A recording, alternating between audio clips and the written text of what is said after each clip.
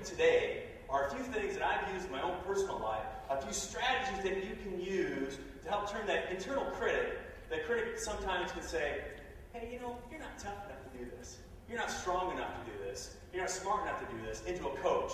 For you to realize that no matter what you face, you are your best asset each and every day.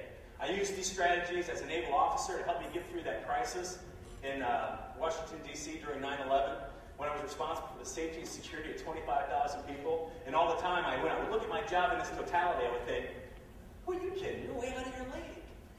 I used these strategies as a father and a husband and my own wife. My own wife was deployed after we went to war with Iraq. And I was left as a single parent in charge of 4 kids. 4 kids that were angry, 4 kids that were confused. I use these strategies now as an employer to think, hey, am I going to make it through this next year? This next year with all the economic stuff going on.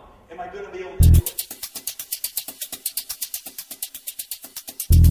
As a junior sailor, I was working in a squadron. I was working for this particularly mean-hearted man. I'm talking about mean. I'm just not talking about kind of mean.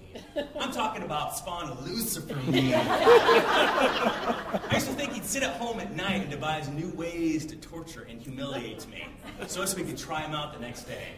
Well, the nice thing about the military is that chances are is that if you don't like somebody, either they're transferring or you're transferring, so it's pretty short-lived. So there it was, my checkout day. I had my checkout sheet, and I was going around getting signed off. Yeah, I can't wait to get away from this guy.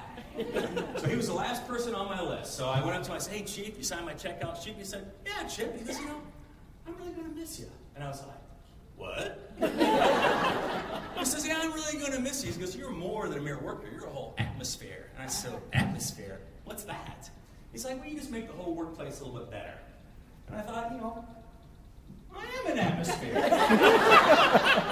always had a smile on my face, a joke on the ready, and I try to make things a little bit better for those people that are around me. But we got to be careful, because you know as well as I do that there are 2 types of It's a lot of fun, and this kid loves music, absolutely loves music. When he was only 2 years old, he had all the words to that Smash Mouth song, All Star, memorized. And he was like, hey now, you're an all-star.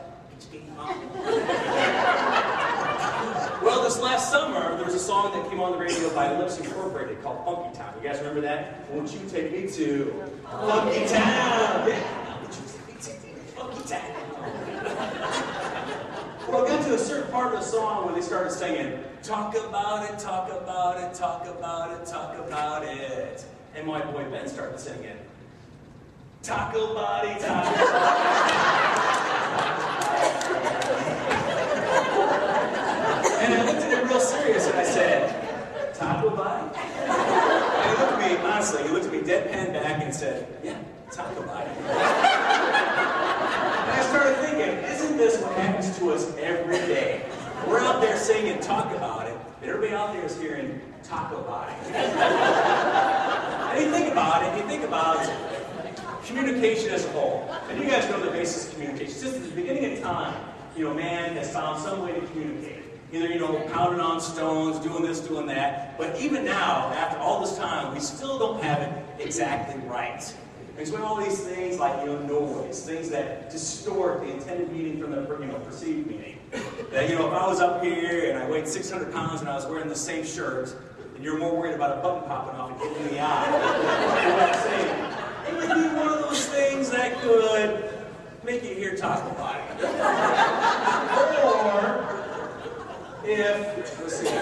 Or if I was up here and my zipper was down, and the entire time you were thinking, does he know?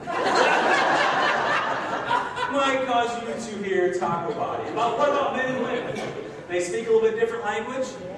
They say that men are from, women are from, but sometimes we don't talk about Uranus. What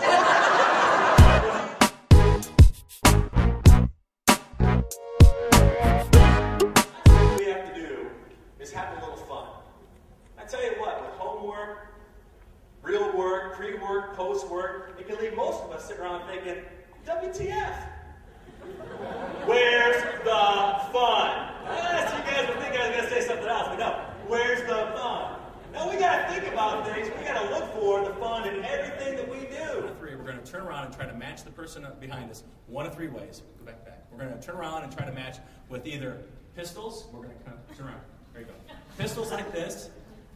And this game's called Pistol Person Tiger. We're going to come around and try to match as a person like this. Or we're going to turn around and try to match like as a tiger like this. That's scary. All right, so I'm going to think like Cheryl real quick here. Cheryl. No. All right. Now on the count of 3, we're going to try to match. Ready? 1, 2, 3, go. So I knew she was wanting to shoot me for bringing her up here. I've been married 21 years. I know how this works.